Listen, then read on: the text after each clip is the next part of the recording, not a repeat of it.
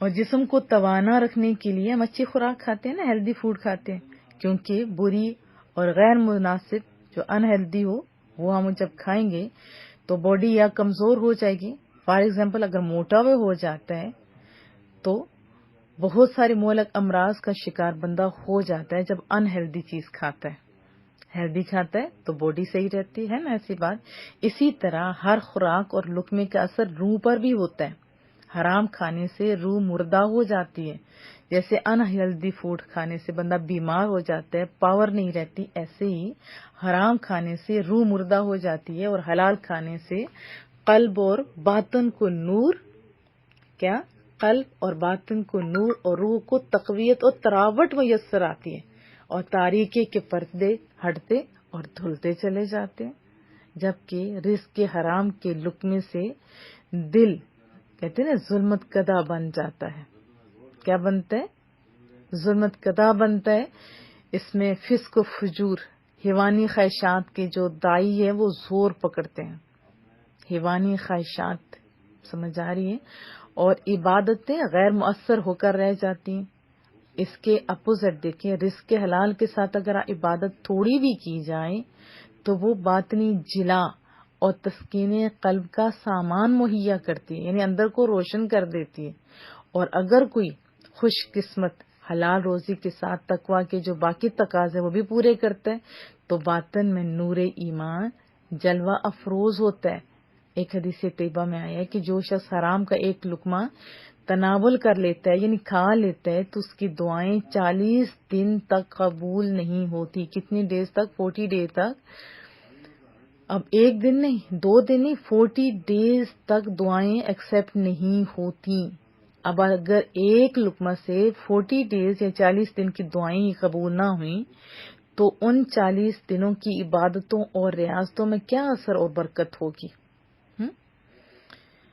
جب حرام کھانے پینے سے انسان کی عبادتوں اور اس کی ریاضتوں میں سے وہ اثرات اور برکات ختم ہو جائیں تو وہ قبولیت کی بھی غیر اس طرح ہو جاتی ہیں جس طرح آپ کوئی بڑا سارا پاٹ لے لیں، گھڑا لے لیں، برتن لے لیں، اور اس کا نیچے والا پارٹ جو ہے وہ ٹوٹا ہوا ہو، اور اس کو اگر 40 ڈیز تک بلکہ ساری زندگی بھی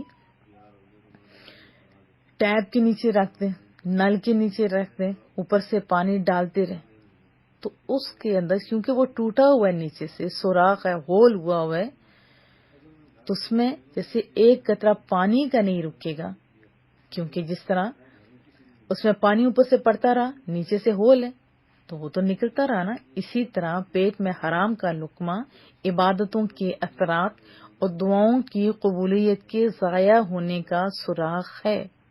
سمجھ آ رہی ہے؟ حرام لقمہ ایسے ہی ہول ہے جیسے کہ ایک پوٹ کے نیچے ہول، اور اوپر سے جتنا پانی آئے ایک قطرہ بھی نہیں ٹھہرتا. اسی طرح اگر ہمارا حرام کا لقمہ اندر ہے تو پھر اثرات نہیں ہوں گے.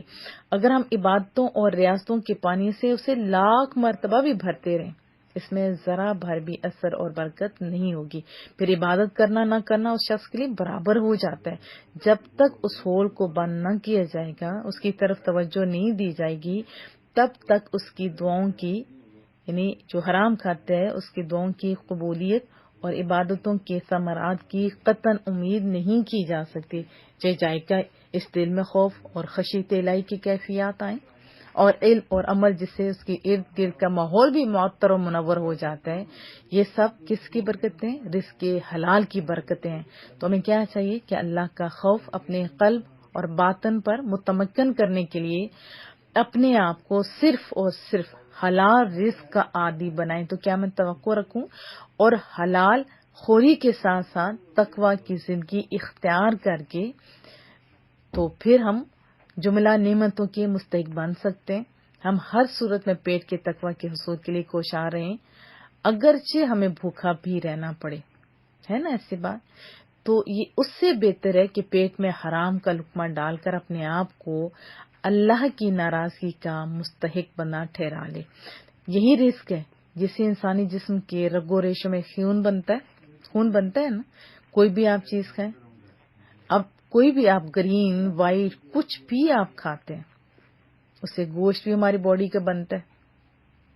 اور پھر بلڈ بنتا ہے اور بلڈ سر سے پاؤں تک سرکل کرتا ہے، اور پورا جسم اگر اللہ کی ناپسندیدہ خوراک کا پروردہ ہو اور انسان عبادت بھی کرتا رہے، تو اس صورت میں یعنی اصلاح احوال کی کیا امید کی جا سکتی؟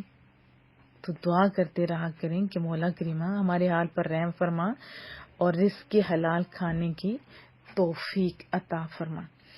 پھر حجت الاسلام امام غزالی رحمۃ اللہ علیہ اپنی کتاب منہاج العابدین میں 3 ریزن فرماتے ہیں جن کی وجہ سے حرام خوری سے اجتناب حفاظت ایمان کے لیے ضروری ہے۔ نمبر 1، دوزخ کی آگ کا وہ بتاتے ہیں کہ سبب کیا ہے، اور حوالہ ایک حدیث طیبہ کا دیتے ہیں کہ رسول اللہ صلی اللہ علیہ وسلم کا فرمان ہے، جو گوشت حرام غذا سے تیار ہوا ہو اس کے لیے آگ میں جلنا ہی بہتر ہے، کیونکہ قرآن کریم کے اندر بھی آپ دیکھیں جو یتیموں کے مال کے بارے میں ایک آیت مبارکہ ہے سورۃ النساء میں کہ ان الذین یأکلون اموال الیتامی ظلما انما یأکلون فی بطونہم نارا وَسَيَصْلَوْنَ سَعِیرًا، جو لوگ یتیموں کا مال ظلم کے طریقوں سے کھاتے ہیں ایسے لوگ بے شک اپنے شکموں میں پیٹوں میں آگ چھونک رہے ہیں، یعنی آگ بھر رہے ہیں، اور ان قریب وہ بھڑکتی ہوئی آگ میں داخل ہوں گے۔ تو یہ بات بتائی، دوسرا فرمایا کہ حرام اور شبہ کی غذا کھانے والا اللہ تعالی کی بارگاہ کا مبغوض اور مردود ہوتا ہے۔ کس کا؟ بارگاہ خداوندی کا مردود ہوتا ہے۔ ایسے شخص کو اللہ تعالیٰ کی کارآمد عبادت کی پہلے تو توفیق ہی نہیں ہوتی، کیونکہ ایک پاک اور طاہر انسان ہی اللہ تعالیٰ کی عبادت کے لائق ہوتا ہے۔ آپ فرماتے ہیں کہ جس طرح ایک جنبی انسان کو اللہ نے اپنے گھر یعنی مسجد میں آنے اور قرآن کریم کو ہاتھ لگانے سے منع فرمایا، آپ جانتے ہیں کہ حالت جنابت میں انسان نہ قرآن کریم کو چھو سکتا ہے اور نہ ہی وہ مسجد میں جا سکتے، حالانکہ جنبی اور بے وضو نہ شرنت مباح ہے۔ تو غور کیجئے کہ وہ شخص مسجد میں کیسے آ سکتا ہے جو حرام اور شبہ کی نجاست سے آلودہ ہے، اور ایسا شخص کس طرح رب کی خدمت گزاری کا دعویٰ کر سکتا ہے یا اس کی یاد اور اس کے ذکر سے لطف اندوز ہو سکتا ہے۔ کتنی سونی مثال سے سمجھایا۔ پھر تیسری وہ بتاتے ہیں کہ حرام اور مشتبہ خوراک کھانے والا شخص پہلے تو نیک کام کرنے سے محروم رہتا ہے، اور اگر کوئی عمل صالح اس سے سرزد ہو بھی جائے تو وہ اللہ کے نزدیک یعنی عند اللہ مقبول اور منظور نہیں ہوتا۔ تو ایسا شخص نیک کام کی انجام دہی میں ہی جو وقت اور قوت صرف کرتا ہے اس سے بے فائدہ مشقت، فضول رنج، محنت اور ضیاع وقت کے سوا کچھ حاصل نہیں ہوتا۔ جیسے رسول اللہ کا فرمان ہے، آپ جانتے ہیں کہ بہت سارے راتوں کو جاگنے والے یعنی جو راتوں کو جاگتے ہیں، شب بیداریاں کرتے ہیں، ایسے ہوتے ہیں کہ جن کو بیداری کی مشقت کے سوا کچھ حاصل نہیں ہوتا، اور بہت سارے روزہ دار ایسے ہوتے ہیں جن کو دن بھر کے روزے سے بھوک اور پیاس کے سوا کچھ حاصل نہیں ہوتا۔ حضرت ابن عباس سے روایت ہے، محبوب کریم صلی اللہ علیہ وسلم کا فرمان، وہ یہ بھی کوٹ کرتے ہیں منہاج العابدین میں کہ اللہ تعالیٰ ایسے شخص کی نماز قبول نہیں کرتا جس کے شکم میں غذائے حرام پڑی ہو۔ اور جو دعوتیں ہوتی ہیں، یہ دعوت یہ تو سب چیزیں جائز ہیں، سنت ہے، لیکن جو ہماری بزرگ صوفیاء اور سلف صالحین تھے جس طرح حرام سے اجتناب کرتے تھے، اسی طرح مشتبہ چیزوں سے بھی بچتے تھے۔ وہ ہر ایک کی دعوت کو ایکسیپٹ نہیں کرتے تھے، کیونکہ اکثر اوقات دعوتیں ایک دوسرے کو دکھانے کے لیے کی جاتی تھیں اور ابھی بھی کی جاتی ہیں۔ تو اس لیے محبوب کریم نے ایک دوسرے پر فخر کرنے والوں کی دعوت میں جانے سے منع فرمایا، اور ہماری دعوتیں شادیاں آئے، بچے پیدا ہوتے ہیں یا کوئی بھی دعوت ہو تو اس میں کیا ایسا نہیں؟ پھر حضرت عبداللہ بن عمر رضی اللہ تعالی عنہما فرماتے تھے کہ پرہیزگار کے سوا کسی کا کھانا نہ کھاؤ، اور اپنا کھانا پرہیزگار متقی کے سوا کسی کو نہ کھلاؤ۔ ابھی تو ہماری بالکل اپوزٹ نہیں ہو گیا، ہمارے دسترخوانوں میں سارے ہوتے ہیں لیکن متقین نہیں ہوتے، ایسا ہی ہے نا؟ تو کیا فرماتے ہیں کہ پرہیزگاروں کے سوا کسی کا کھانا نہ کھاؤ، اور اپنا کھانا پرہیزگار متقی کے سوا کسی کو نہ کھلاؤ، اور آپ کسی کی دعوت ولیمہ قبول نہ کرتے جب تک کہ آپ کو صاحب ولیمہ کی دینداری پر کامل وثوق نہ ہو جاتا۔ کیا ہم بھی ایسا کرتے ہیں؟ پھر کدھر سے ہمارے دل میں وہ محبت، وہ لذت ہوگی؟ حضرت فضیل بن عیاض فرماتے ہیں کہ میرے دل میں بعض لوگوں کی قدر ہوتی ہے، مگر جب میں ان کو کھانے میں اسراف کرتے دیکھتا ہوں تو وہ قلت تقوی کے باعث میری نظروں سے گر جاتے ہیں. ابھی کتنا اسراف ہوتا ہے، پھینک رہے ہوتے ہیں. تو یہ پہلے لوگ اتنا ڈرتے تھے. جیسے حضرت عمر فاروق، حضرت عثمان غنی، دعوتوں میں جانا عام طور پر وہ زیادہ پسند نہیں کرتے تھے. فرماتے تھے کہ ہم ڈرتے ہیں کہ دعوت یعنی فخر یا مباحات کے طور پر نہ ہو. پھر وہ کھانے پینے میں بھی بہت احتیاط کرتے تھے،